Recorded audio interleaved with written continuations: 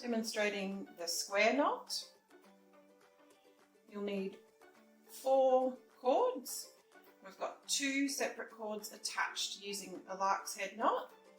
We're going to take the left cord, bring it across the 2 filler cords, and then we're going to take the right cord, lay it across the tail of this one you just brought across, tuck it behind the 2 filler cords and bring it up through this loop you made on the left, like this.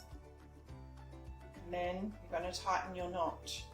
You need to hold your 2 filler cords in the center down while you tighten these 2 cords out to the side. And then we're going to do that, we're going to repeat that from the right.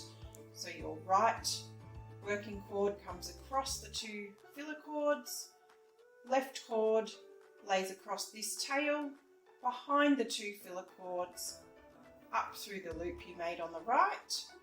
And then again, you're going to hold down your 2 filler cords and tighten up these 2 cords here. And that there is one square knot.